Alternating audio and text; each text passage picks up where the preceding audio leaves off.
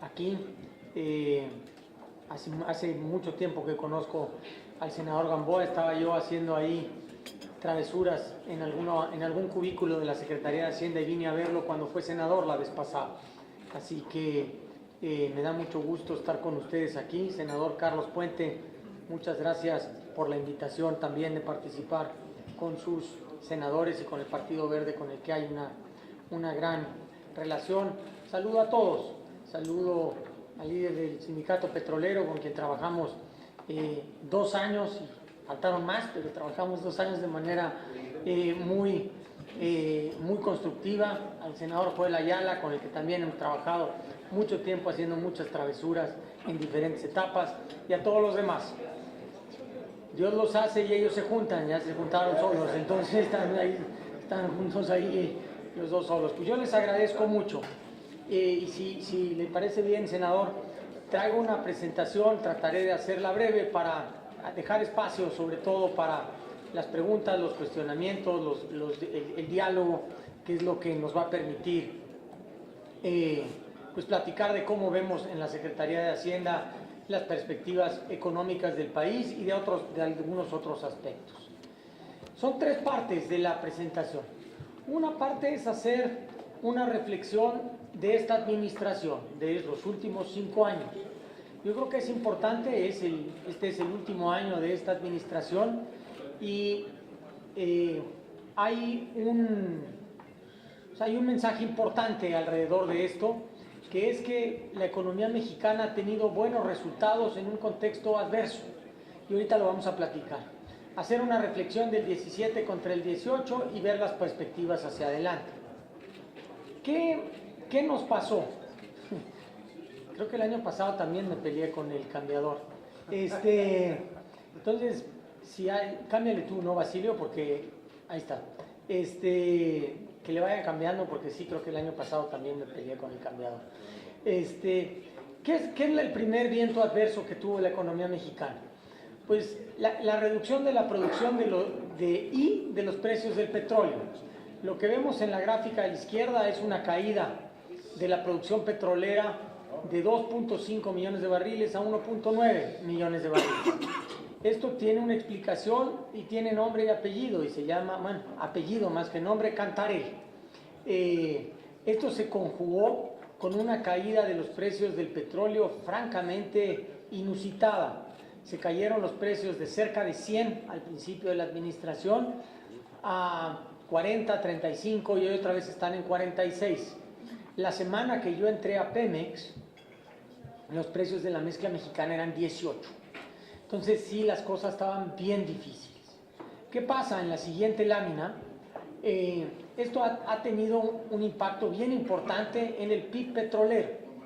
Lo que es interesante de esta gráfica, y no quiero entrar a muchas tecnicalidades, todos los que estamos aquí, y si esta gráfica la hubiésemos puesto en los 80s, una caída del PIB petrolero de ese tamaño hubiese significado una caída del PIB enorme.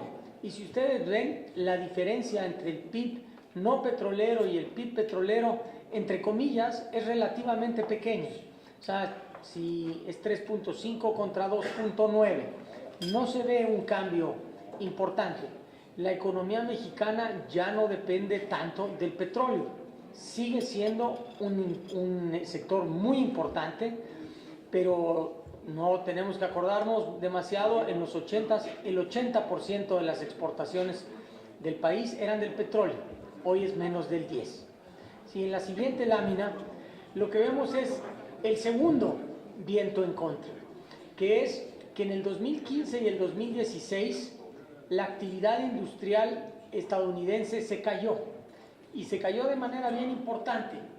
Lo que vemos en la línea verde es que las exportaciones de México a Estados Unidos se cayeron 4 y casi 2% 2 años seguidos. Esto pasó casi desapercibido, muchos ni nos dimos cuenta. Con los modelos normales, bajo circunstancias normales, esto hubiese significado una recesión en México. Y sin embargo esta recesión no ocurrió. Vamos a ver por qué no ocurrió. Pasamos a la siguiente lámina. Esta es una medida del tercer viento en contra. Durante todos estos años, ustedes deben haber oído que se va a normalizar la política monetaria estadounidense, se va a normalizar la política monetaria estadounidense, y que sí llegaba y que no llegaba. Y esto lo que hizo se ve en dos indicadores. El peso fue de las monedas que menos se depreció comparada con los países que están ahí, Turquía, Colombia, etc. Y por otro lado, al mismo tiempo, México fue de los países que más inversión extranjera directa recibió durante este año, pese a la volatilidad en los mercados financieros internacionales. Entonces, pues no nos fue tan mal. Si pasamos a la que sigue, ¿qué fue lo que hizo que a México le fuera bien? Porque ni siquiera no es que no le fuera tan mal. Ahorita vamos a ver que le fue a México bien. Lo primero, y esto es parte de las políticas que ha llevado a cabo la administración del presidente Peña Nieto, y que se deben, yo creo que vale la pena resaltar y reflexionar sobre ellas, porque son políticas conservadoras, prudentes, no siempre populares, pero los resultados, los vamos a ver, están a la vista. Si ustedes ven en la gráfica de la izquierda, esto fue lo que los países prometieron en términos fiscales. El balance primario es una medida del déficit, y lo que vemos es que los países grandes del mundo, los verdes, prometieron que iban a tener un superávit empezando en el 2014. América Latina iba a ir despacito, México iba a tener un deterioro en el 2014 y de ahí en adelante se iba a mejorar. Si le damos clic a esto, miren lo que pasó. El único que cumplió fue México. Todos los países grandes se siguieron deteriorando su situación fiscal. América Latina se ha seguido deteriorando, y el único que tuvo un superávit primario por primera vez desde el 2008, y los números de hoy lo confirman, fue México.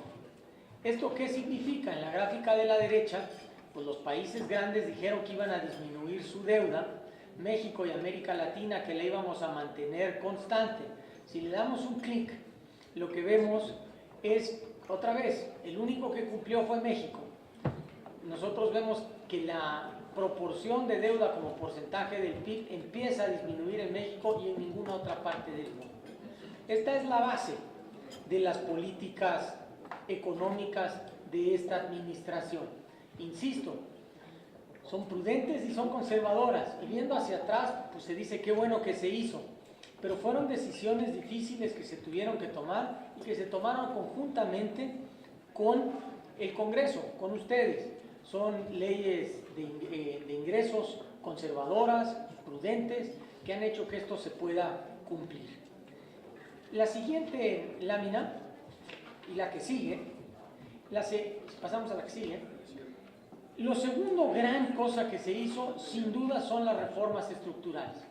Yo no quiero detenerme demasiado tiempo en esto, pero realmente, sin temor a exagerar, es difícil sobreestimar el impacto que estas reformas incluso ya están teniendo en la economía mexicana. Y ya se van a venir otros secretarios, ya vinieron algunos a hablar de las suyas, pero yo doy ahora sí que unos realces importantes. La energética significa 80,000 millones de dólares en inversión. Eso equivale a 9 veces el aeropuerto de la Ciudad de México, a casi toda la deuda del gobierno federal, 70 empresas participando. La ley de telecomunicaciones, una reducción en tarifas de 40%. O sea, esto quiere decir que el acceso que tiene la gente a la telefonía celular es enorme. Y lo vemos en un incremento de casi 3 veces en la cobertura de banda ancha desde el 2012. O sea, se ha aumentado 3 veces el número de gentes que tienen acceso a banda ancha. La reforma fiscal, pues significa que ya no, las finanzas públicas ya no son tan vulnerables al precio del petróleo. Los ingresos petroleros cayeron del 40% de lo total a 17%. Los contribuyentes aumentaron de 38 millones a 64 millones. O sea, hay mucho más gente pagando impuestos que antes. ¿Qué es lo que queremos? La reforma financiera tiene unos detalles interesantes. El Infonavit, del cual conoce mejor el senador Gamboa, 1 de cada 3 créditos en la historia del Infonavit se han dado durante esta administración. Es casi increíble, considerando que el Infonavit pues, se fundó a principios de los 70. Hay casi 13 millones de adultos más en el sector financiero. Eso también es un número impactante. En educación hay 4 veces más planteles con escuelas de tiempo, que son escuelas de tiempo completo. El siguiente me parece más sorprendente todavía. 8 de cada 10 alumnos en educación superior es la primera vez en su familia, en la historia de su familia, que van a la universidad. Es casi increíble. 3 de cada 10 estudiantes tienen beca en escuelas públicas, 50% más. Podríamos agregar que casi 1 de cada 2 becas que ha dado el CONACYT se han dado durante esta administración. Es enorme. El saldo de la deuda estatal con la disciplina financiera ha disminuido como porcentaje de las participaciones de 88 a 78%. La reforma laboral, ya lo mencionó el senador Gamboa, más de 3 millones de trabajadores de trabajos formales. Ahorita vamos a ver una gráfica de cómo se compara esto. Pasamos a la siguiente. La que sigue. Nos brincamos esta, si le das clics a todas estas. Esta. ¿Qué ha resultado? Pues primero, México tiene un crecimiento más balanceado. Siempre platicábamos al principio de la administración, el sector externo es el que está creciendo, el sector externo es el que está creciendo, y ahí se ve en la parte izquierda de la lámina, lo que crecían eran las exportaciones. ¿Qué pasa?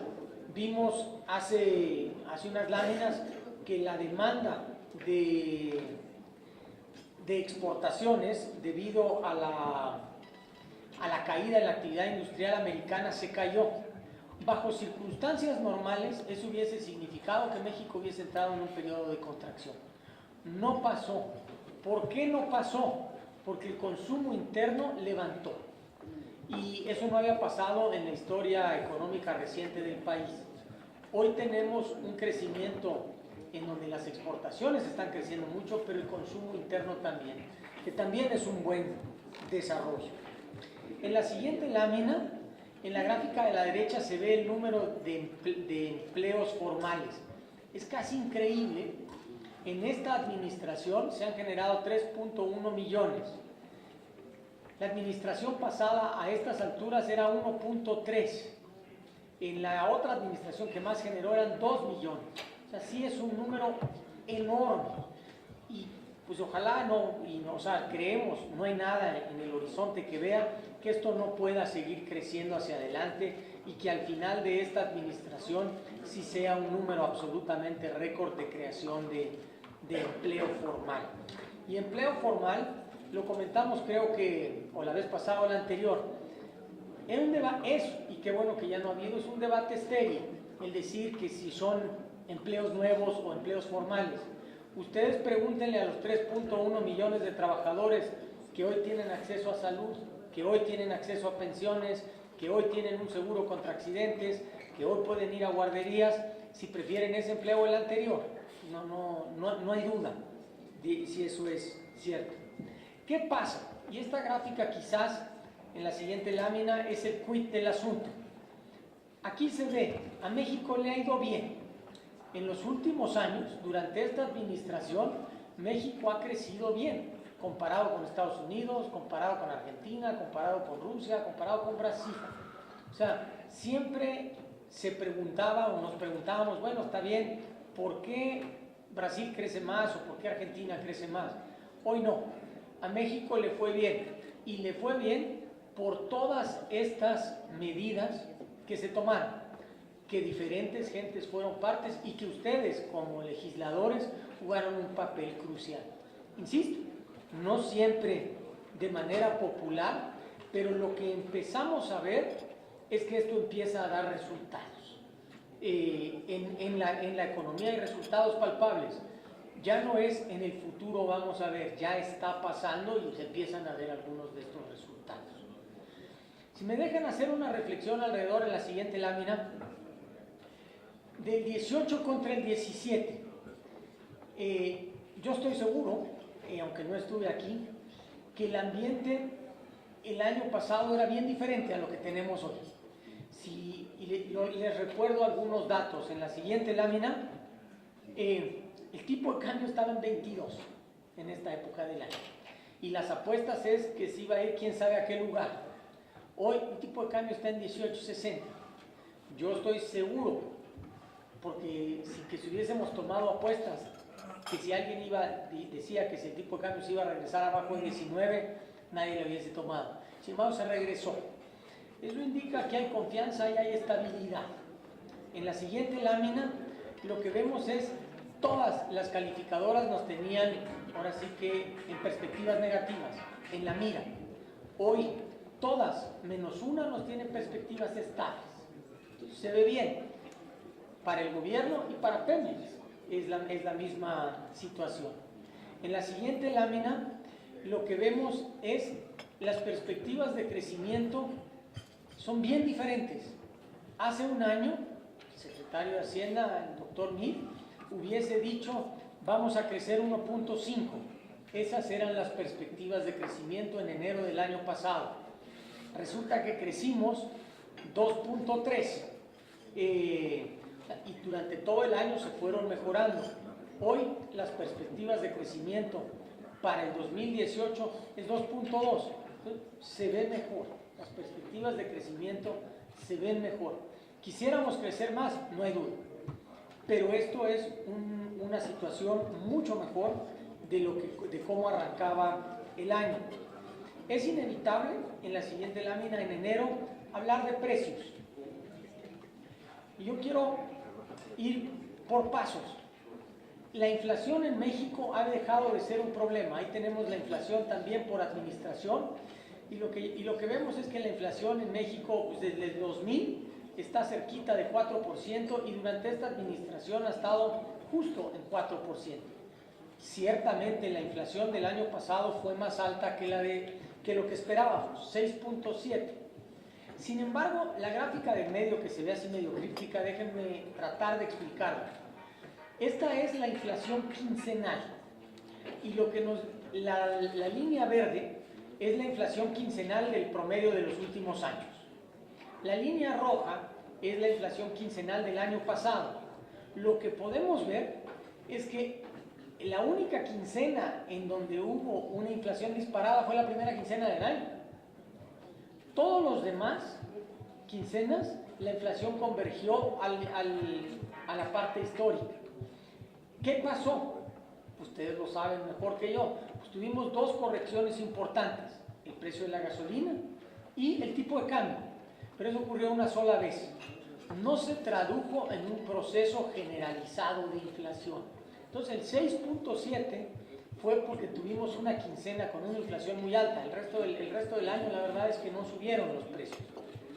Y lo vemos en la siguiente gráfica. Aquí en esta gráfica lo que se ve es que tan es así que los analistas no ven que la inflación de México esté desanclada, como decimos nosotros. Todo el mundo sigue pensando que la inflación en México va a estar alrededor del 3,5% hacia adelante. Eso no es un problema. Otra vez, habla de políticas monetarias prudentes y conservadoras, no siempre populares. Pasamos a la que sigue. Traté de poner en una gráfica la discusión de siempre de enero. Ya algunos analistas, y lo voy a citar, Enrique Quintana ya escribió un artículo y dijo, ¿quién quiso engañar con la inflación en enero? Lo digo con claridad, porque después decimos que en Hacienda somos insensibles. Entonces, ¿qué pasa? En enero siempre los precios aumentan más que el resto del año, siempre.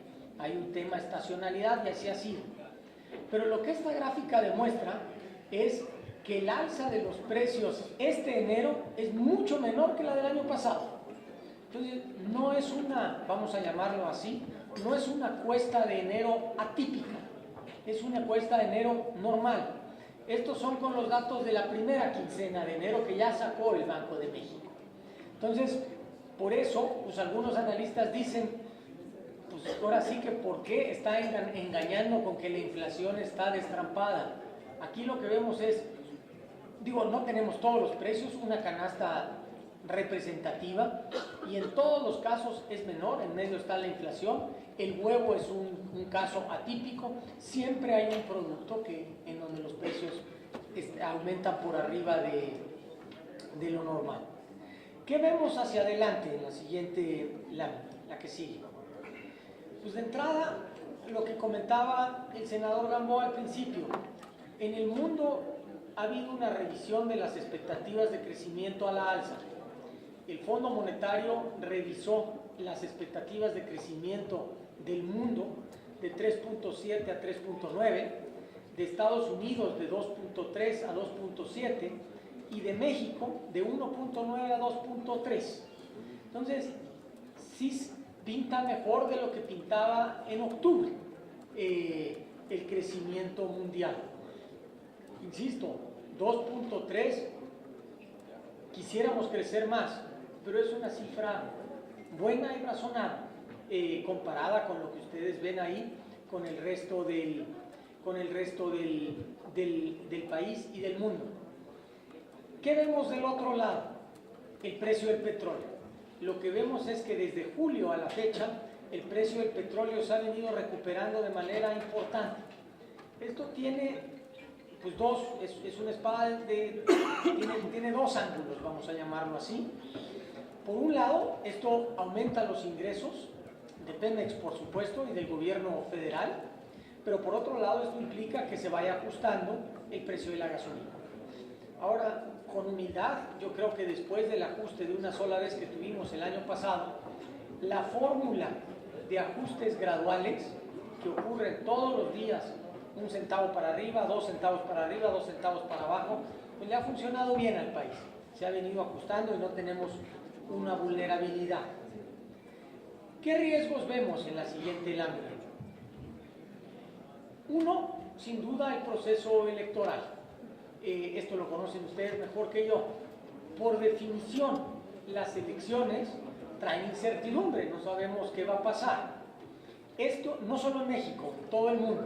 Entonces, esto es una fuente de incertidumbre. Sin embargo, pues México ha venido trabajando en sus instituciones desde hace mucho tiempo, en sus instituciones electorales y económicas.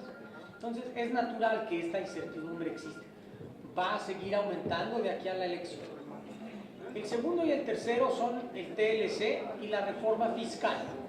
Si me permiten un momento, les platico cómo vemos lo del TLC, aunque sé que el secretario Guajardo y el secretario Videgaray ya lo dijeron en la siguiente lámina. Hace un año, vuelvo a hacer la comparativa, Estados Unidos el 23 de enero cancela la salida del TPP y no sabíamos qué iban a hacer con el TLC. Hoy llevamos 6 rondas de negociaciones. Hay más de 2 capítulos concluidos.